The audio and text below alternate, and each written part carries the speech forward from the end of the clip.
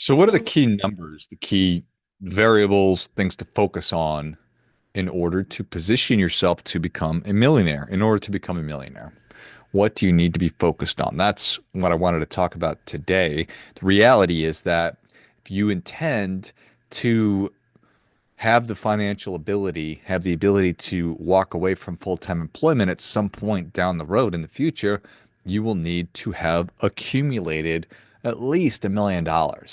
Why is that? Well, I don't know how much Social Security is going to be.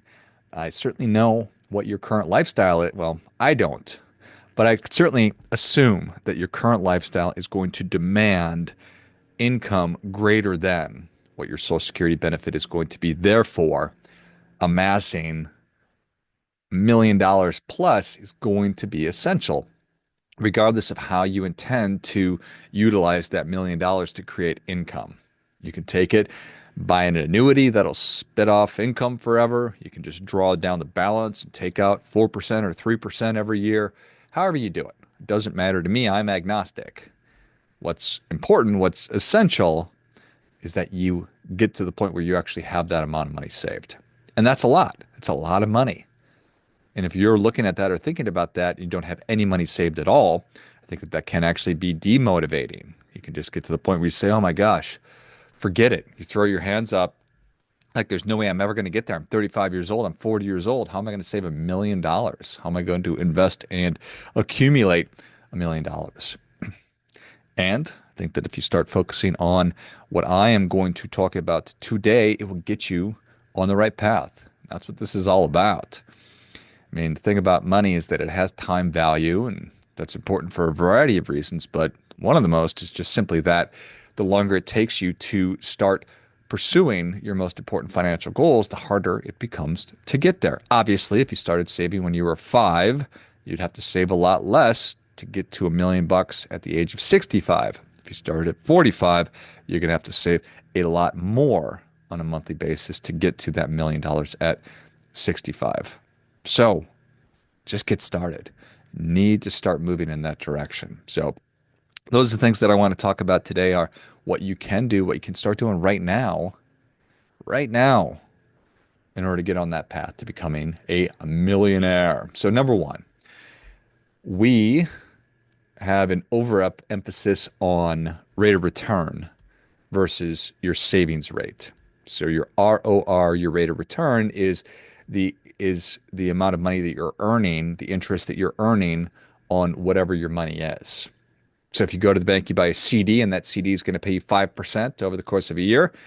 That's what your rate of return is going to be. If you're in the stock market and you're invested in the S&P 500 index, and that index returns 11% over the course of a year, well, that is your rate of return.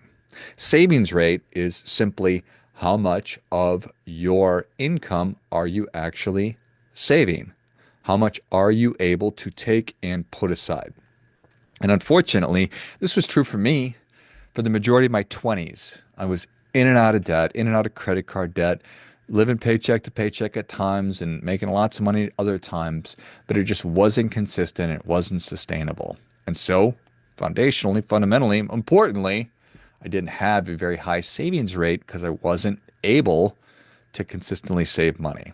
Living paycheck to paycheck means you're just spending all the money that is coming in, and all too often we're going into debt. So we're moving actually in the wrong direction, further away from that $1 million as opposed to closer to it.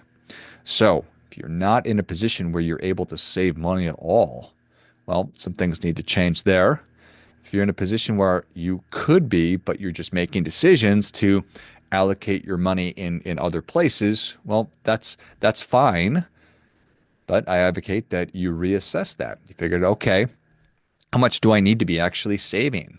And this is, for the most part, within our control. Obviously, I empathize if you have medical bills or something has happened and you're out of work or whatever the case may be, it's difficult for you to be proactively saving money for things or investing money.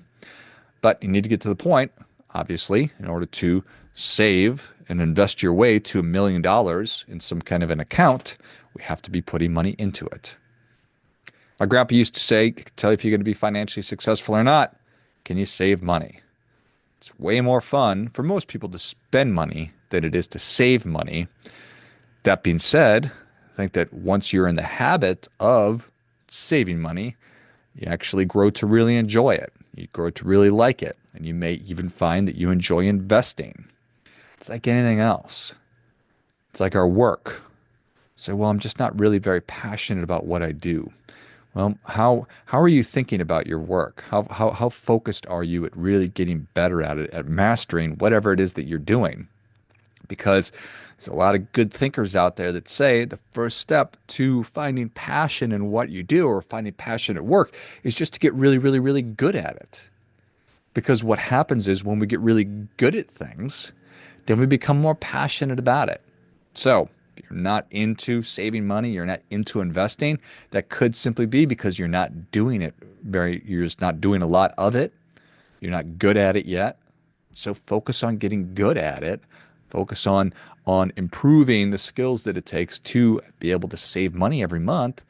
You'll get good at it, you'll become more interested in it, and maybe you'll even become passionate about it. So, how much? How much do I need to be saving? Well, nobody ever got to retirement age and was irritated or pissed off that they saved all of this money, which is a trite thing to say, but it's true.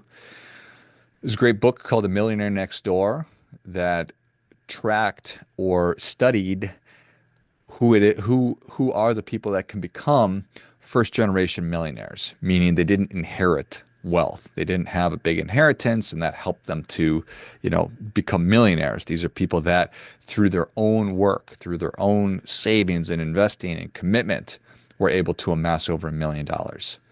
And one of the big takeaways, one of the big drivers was that these people were in the habit of saving 20% of their income.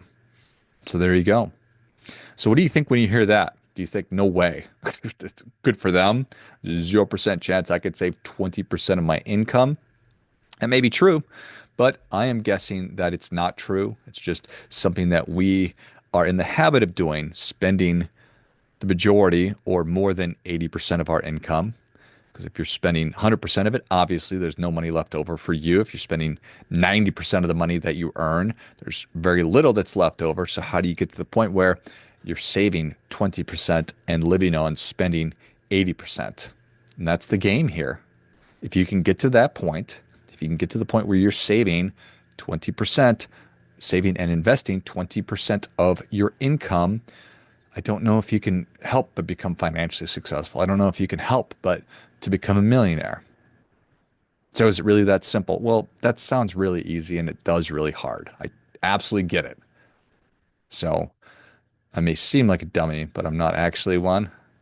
So I understand how difficult this stuff is.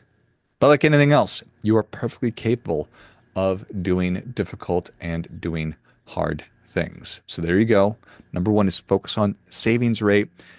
Work up to saving 20% of what you earn. Even if it's 1%, then 5, then 6, then 7, 10, 15, 20. You get the idea. The next thing is I want you to be focused on your discretionary spending. Okay? Discretionary spending. There's a couple of things here. 2 and 3 are essentially the same thing. Well, same areas. Your discretionary spending and then your fixed expenses. So it's something called a reverse budget. And what a reverse budget does, it's also known as a pay yourself first budget. It just says, regardless of whether or not the thing that is most important to you is a fixed or a discretionary thing, you're putting it at the top.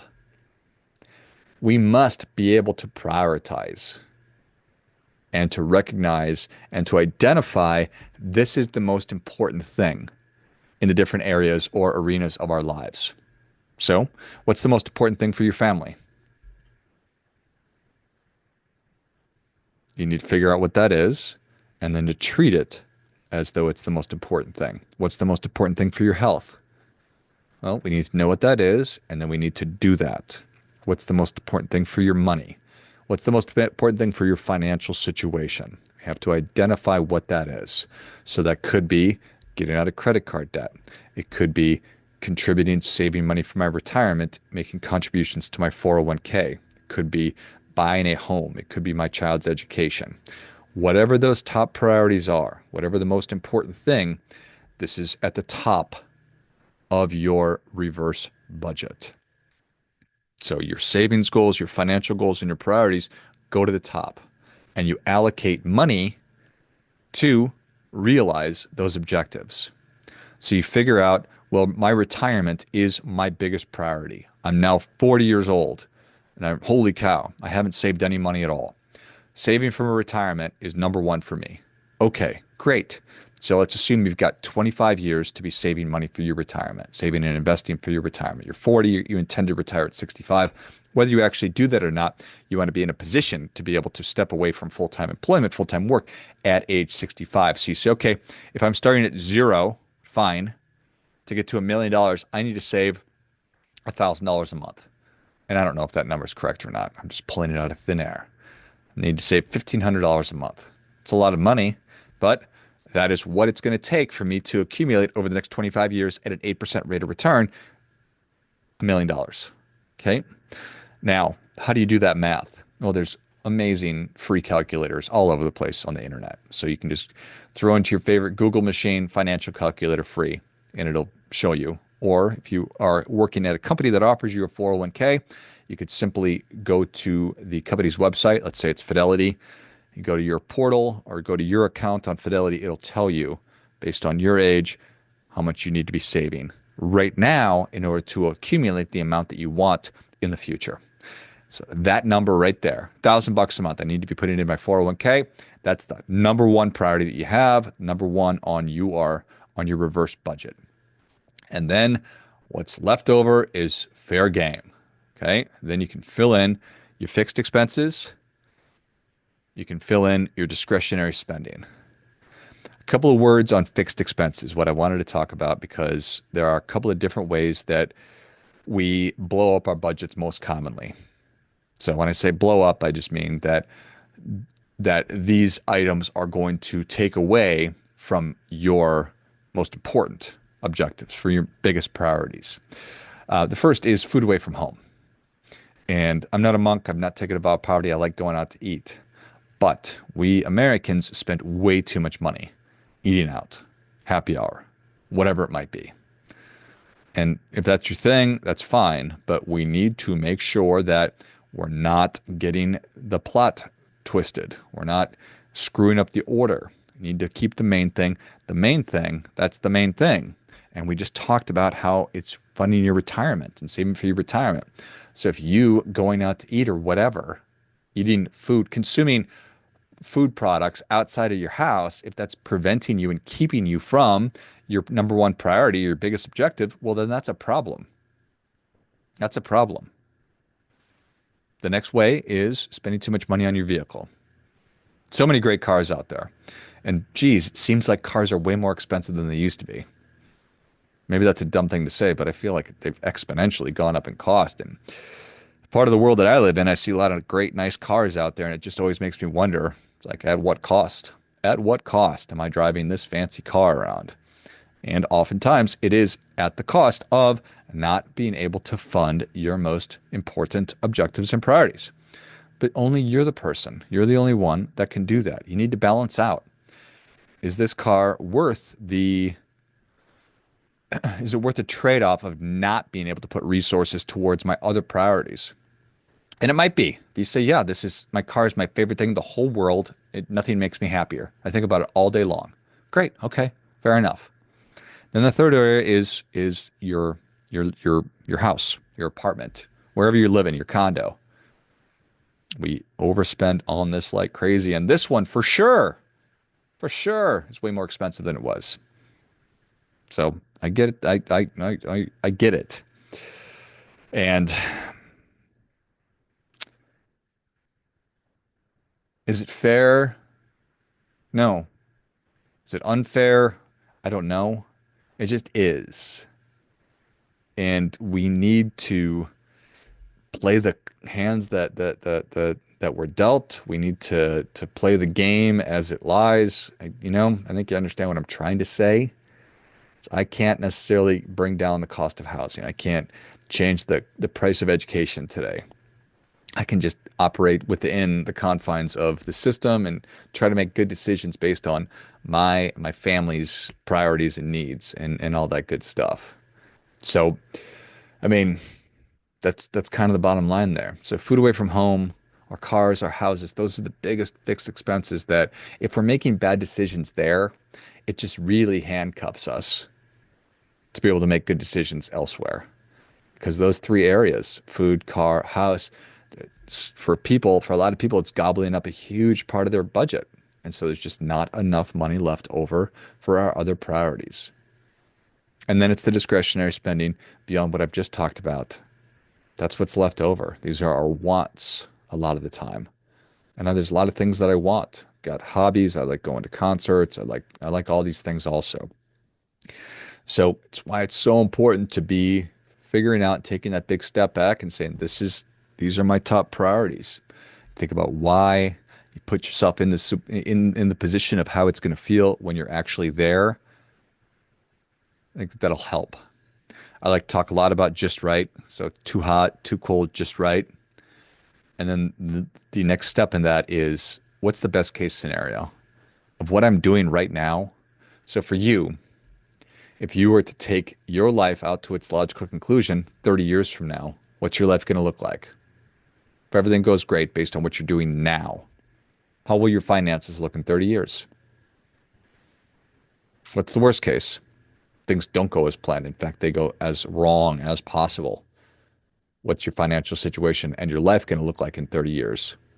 And who is that going to impact beyond you? And how's that going to feel? Just right, we're talking optimal. What's the what's the most logical conclusion? Just take your life, your current behaviors, everything you're doing out 30 years. Most logically, just right. How's that going to feel? So that's what I want you to be thinking about. Is take yourself to those places, and then you can make better decisions. Maybe that helps me to make better decisions, helps me to make tougher decisions about things. To say, okay, I'm going to go without this thing even though I want it because I want this thing the most. It is my top priority, the most important thing to me. And then finally, your net worth. And net worth is it's your assets versus minus your liabilities, and that is what your net worth is. So you may not have a net worth at all. Could be zero, could actually be negative. If you're graduating college right now with a lot of student loan debt, then you probably have a negative net worth. But it's a number that we must pay attention to because what gets measured gets managed. So got to know the old score on the scoreboard kind of a thing, and understanding where it is that you're at. And this, I think, begins tracking on a monthly level and just looking at your cash flow. As if you're not where you want to be or you're not trending in the right direction, well, then changes need to happen.